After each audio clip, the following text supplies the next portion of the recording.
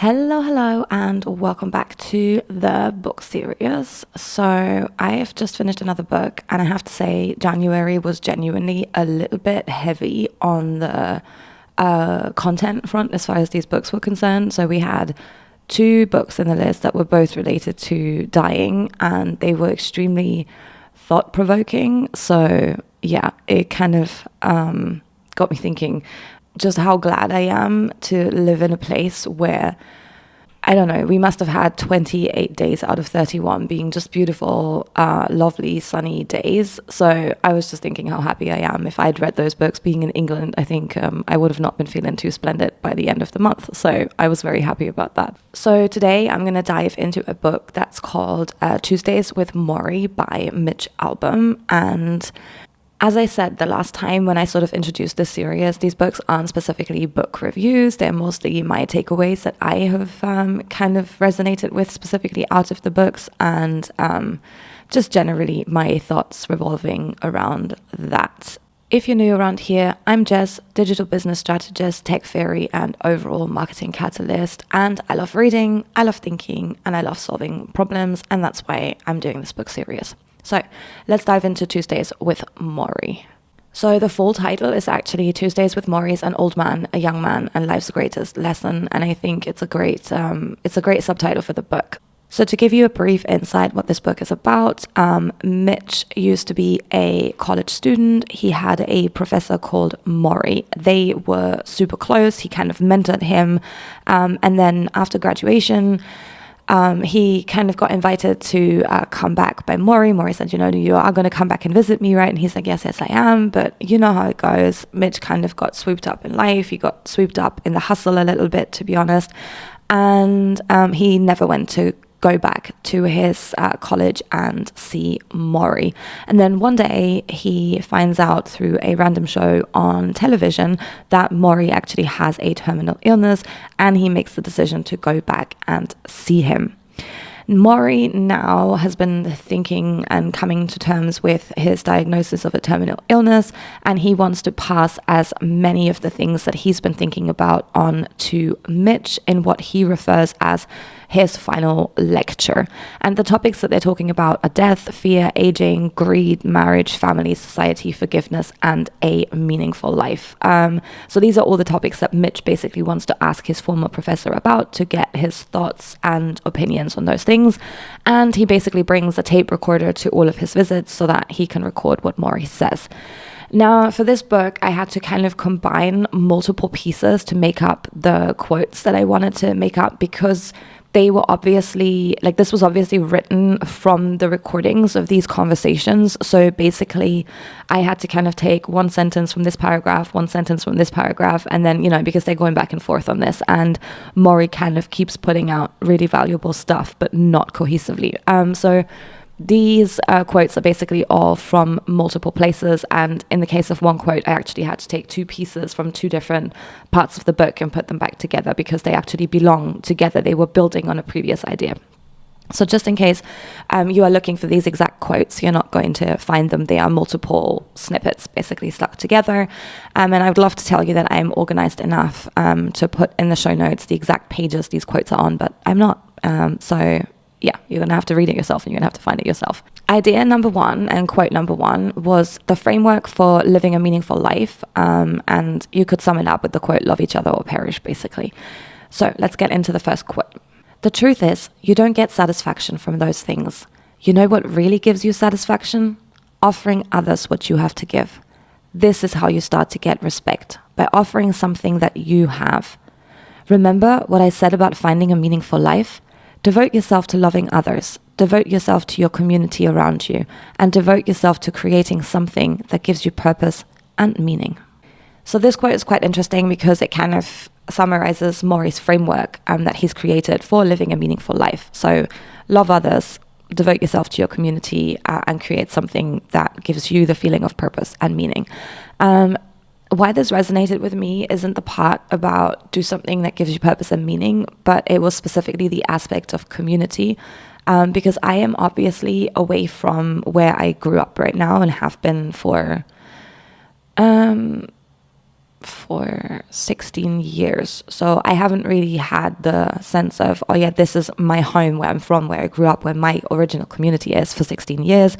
And, you know, even if you go back, you know, once you've left, when you go back, it's kind of like, it's weird, you know, you're never going to fit back into exactly where you left, you know, because things have changed, people have changed, things have moved on, and it is never what it used to be ever again.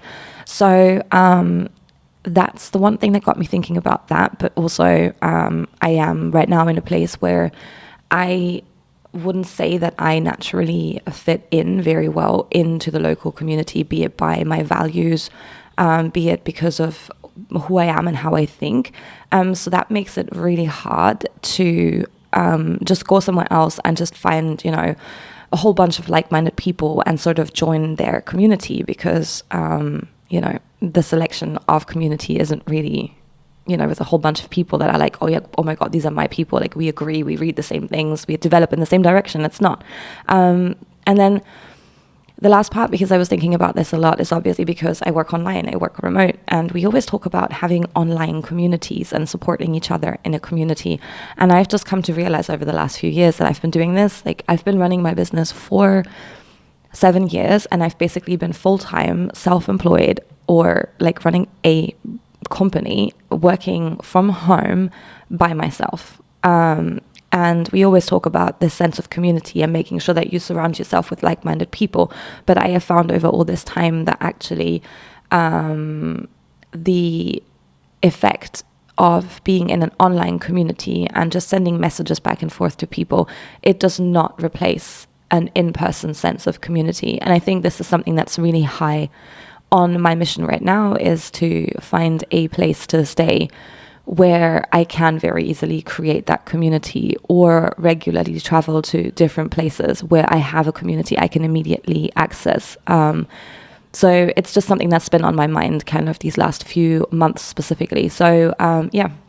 And then another thing I was thinking about is just how community spaces have gone away. Like, if you had to pick a place now where you could go immediately and meet with people who are probably in a similar mindset to you, without having to pay any money for it, where would you go? Some people might now say, hey, I would go to church because church is my community, and that's great if you're religious, but if you're not, then, you know, that's going to be out of the question, because they're still not your people. And in Germany, by the way, and Austria, I think as well, and potentially other places, church isn't free. Like, you have to pay to go to church. You pay church tax, which is ridiculous, but whatever. So for me, church isn't on that list. So yeah, then you think about it, okay, where can you go? You know, everywhere you go, you have to pay to play, you have to pay to enter, you have to pay to buy drinks, you have to pay money. So basically, we've lost these community spaces where you could go, be with others, work with others, you know, that community, the center of town, the center of the village, you know, all of those spaces where you could go and be with people, they're gone. It's all been replaced by area that belongs to someone that you have to pay to be in. So yeah, it's a really interesting thing that's happened, and I'm not really sure it's any good. Something that came up actually in our conversation just now, because obviously that dang Apple Vision Pro came out, right? And I was just saying how I'm really not interested in it, because I feel like we've already reached a point where everyone that I see around me when I do go out to sit and have coffee is just on their phone. Like, they're meeting their friends and they're on their phone. And I'm so glad that me and my friends don't really do that when we're meeting. You know, unless we're getting important message or something, like, we're not replying to people. Like, it's not the reason why we came out, to be on our phones. But I just see that being the gold standard now. It's just to have 8 people sitting in a circle, no one speaking, and everyone being on their phones. I'm like, why did you leave the house? But yeah, I think the whole VR thing is just going to make it significantly worse. So yeah, that's something that I'm kind of like thinking about, and that's why that quote stuck with me. Okay. Cut in the waffle, moving on to quote number 2. People are only mean when they're threatened, he said later that day. And that's what our culture does. That's what our economy does. Even people who have jobs in our economy are threatened because they worry about losing them. And when you get threatened, you start looking out only for yourself. You start making money a god. It is all part of this culture. So this stuck with me really because I'm noticing this kind of like existential fear that is hanging around more and more people, and this, I don't know, it feels like a heavy sense of desperation, particularly over the last couple of years. It's been really hard to kind of stay like positive and upbeat. And I think this already came up with the last book that we had, The Art of Laziness, because there we talked about self-belief and worry and how important it is to maintain that sense of self-belief at all times, because otherwise you start worrying. And once you start worrying, it becomes really hard to take action because you're always scared. And I think that concept is coming back here. And I am actually really interested in learning more about the role of fear in society. So not just the obvious fear, like we all know, or I say we all know, but that's an assumption. So if you don't know, this is like a really common thing that every government has done forever. It's always important that you have an enemy at all times. So then you can say, hey, look at these people there. They are the reason why you are in the position that you are in. So if we all collectively get rid of these people, then all of our problems will be solved and you will be better. They're the enemy. They do these nasty things. They're scary. And that's how we start a war, because you need an enemy to start a war, and the whole population has to be on board, or else we would have a revolution in our own country. So it's really important that you feed people this BS. It's a really good marketing campaign. Basically, you run a really good marketing campaign. The government runs a marketing campaign against someone else to build up an enemy to then go and start a war. So this is how it works, and that's how it's worked forever, and that's fine. That's a pretty obvious way in which a government uses fear to keep its people in check. But we also have this like moderate existential fear every single day for our own well-being. How are we going to put food on the table? How are we going to put a roof over our head? And that's kind of inside everyone and everyone around us. And it is feared. It is fed by the news all day, every day, like this scary thing happened, this scary thing happened. It's like sensationalist thing after sensational thing. So someone, as the quote says, that fears for their own stability, for their own safety, and for their own sense of security, they are basically not going to be focusing on the bigger picture. They're not going to be focusing on the problems in their society because they are concerned for their own personal well-being, and they feel threatened in their own personal well-being, and that's why they will only look out for things in their own interest.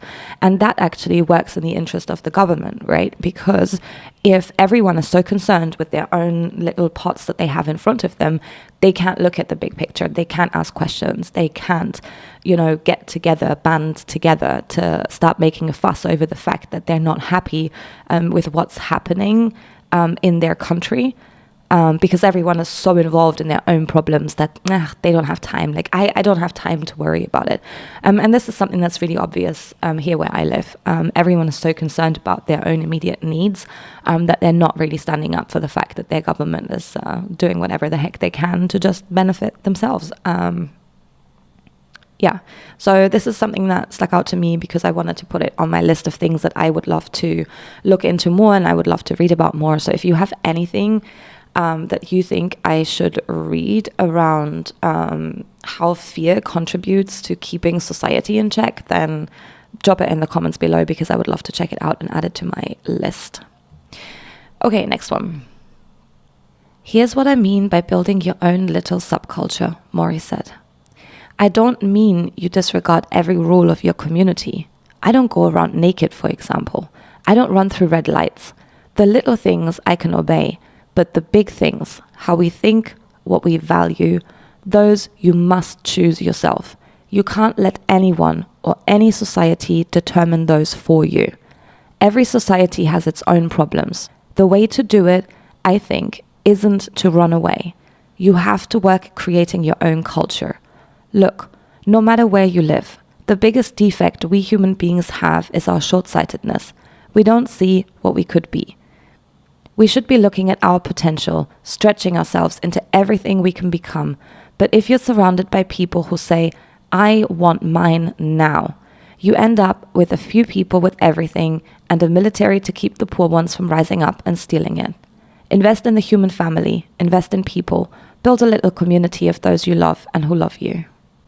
Okay, so you see we're coming back to community, but this time we're going from having a community to building a community and the importance of thinking for yourself and surrounding yourself with people who think the same way. And this is something I have been, like, on a mission for like a very long time. And this specific quote, it sort of stuck with me for two reasons. Number one, I live in a country where everyone wants to leave. So everyone that is from this country basically wants to leave this country, and no one can understand why you'd voluntarily come here.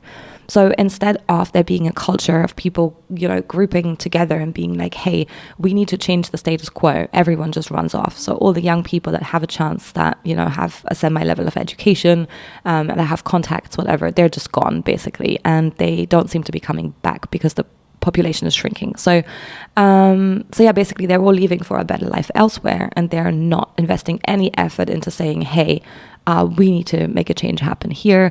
There's no political alternative. There's no party that young people could join to make a change. So yeah, it's pretty dead end street kind of thing. But I also have a lot of friends that are obviously doing the whole digital nomading thing, and I obviously also left at home. And I, went to England, and then I came here, and most likely I don't think that this is going to be the perfect long-term home. So I guess I'm also in that boat. And I think this used to be very different, like a long time ago. Just leaving wasn't really something that was considered an option, because you couldn't, you've basically, you were stuck in your place, you were stuck in your area, you were stuck in your country. You could move, a little bit, I could move from Frankfurt to close to Berlin maybe, but I wouldn't be able to, move to France randomly, because we were separate places. So we didn't have a choice. So whenever something happened in a country, we've always had groups of people that actually got together under the most dangerous circumstances because they think differently, and they refused to let their values be determined by a society. And I think in a way this is something we could do good with coming back to, because I don't know, what's happening across Europe right now is just that there seems to be like a right-wing rise. And I feel like a lot of people are just thinking, okay, well, I can pack up my stuff and I can go elsewhere. And I've also been thinking about that because obviously in Germany we have a similar problem right now. And it's the same in Sweden, I guess. It's the same in the Netherlands. It's happening in other places. So yeah, this is something that's on my mind. I am sometimes thinking about whether, going back is something that needs to happen. I lost my train of thought. Anyway, so what I thought was interesting is that often the people who kind of started to get together were actually students. So here in Albania, for example, much of the change, the political change from communist regime to somewhat of a democracy started with student protests. Or if you think back to Germany, we had the Weiße Rose, the White Rose, which was like a non-violent protest group that was run by 5 students and their professor. So we've always had people that throughout history have basically thought about what's happening and decided that they're not going to join in with that. And a lot of times, interestingly, these people were basically students. And maybe it is because they were still at a time in their life where they hadn't really been riled into, no, this is how you do things. This is how our society does it. So you better be quiet and do what everyone else does. And in a lot of ways, they paid dearly for their efforts. So that's a really interesting subject to me. I'm thinking about, do I stay here? Where to go? How to create a community, how to find more like-minded people, what difference can that make, and what difference should that make around us? Is it worthwhile to make this difference here where I'm so different? Like, there's a lot of thoughts in my mind around that. So yeah, that's why that one stuck with me. Okay, next one. I give myself a good cry if I need it, but then I concentrate on all the good things still in my life, on the people who are coming to see me, on the stories I'm going to hear. I thought about all the people I knew who spent many of their waking hours feeling sorry for themselves. How useful it would be to put a daily limit on self-pity. What I'm doing now, he continued, his eyes still closed, is detaching myself from the experience. And this is important not just for someone like me who is dying, but for someone like you who's perfectly healthy. Learn to detach. By throwing yourself into these emotions, by allowing yourself to dive in all the way, you experience them fully and completely. You know what pain is. You know what love is. You know what grief is. And only then can you say, all right, I've experienced that emotion. I recognize that emotion. Now I need to detach from that for a moment. So because this is quite a long quote and because I think it speaks for itself, I'm not going to say too much. I think this is something that happens a lot, is that we get stuck in certain emotions that keep us from progressing in life. And the only way to stop that is to let the emotion go. But the question is, how do you do that? And I think this is a really good point. Like, the only way you can let go of something is if you have really faced the thing. So you've really felt it fully all the way, no matter how bad it is, no matter how much it hurts. And then you can say, okay, I'm going to take a deep breath now, and I can go and park that emotion. I can go let it go because it's something that I've spent time facing. And I think this is something that helped me over time. Whenever I'm upset like right about now. And I don't tend to stuff it away. And I may get really upset. And then I just end up going, okay, let's get on with it, because there's no point, like I get scared sometimes when I'm like, oh, this has happened and this wasn't really a good experience, like that was scary, and then I could just pretend it didn't happen, but that's not going to help me to let it go, because then it's going to keep coming back. It's going to find random moments, be like, oh my god, that happened to you before, and then you're scared again, and you're scared again, and you're scared again. So you're better off dealing with that thing and then being like, okay, I know what that feels like. And next time you feel it, you're like, oh, this is just, I'm just scared. Like, that's okay. It happens now and again, and I can let it go, but I don't get sucked into it so that I keep going back into a hole. And the same thing happens with grief. The same thing happens with shame and all of those kind of feelings. Like, unless you actually spend time sitting with it, it's just going to hit you at random times later on down the line, and you can't then control if this is a good moment or a bad moment, so it's better to actually face the thing. And otherwise, I feel like there's another link here to the last book we read, The Art of Laziness. There was a quote in there that I really liked, and I'm not sure if I put that in the last video or not, but the quote was, what you consume consumes you, and what consumes you consumes your life. So think about, how many negative thoughts do you want to think? How much of those do you want to consume? Because they're going to end up consuming you. And if they consume you, they consume your entire life. So if you want to spend your entire life being miserable or scared or ashamed or whatever, then that is a choice that you're making. And I don't think you're going to be very happy if you get to 85 and you're reviewing your life and you're like, oh, I wish I hadn't spent 25 years being ashamed of this. And I know that the regrets of the dying book is probably in this book list later on in the year. So yeah, I'm pretty sure we'll come back to regret as a theme. Okay, last quote. And this one could be summed up with, once you learn how to die, you learn how to live, which I thought was an interesting concept. Let's begin with this idea, Morrie said. Everyone knows they're going to die, but nobody believes it. There's a better approach. To know you're going to die and to be prepared for it at any time. That way, you can actually be more involved in your life while you're living. Once you learn how to die, you learn how to live.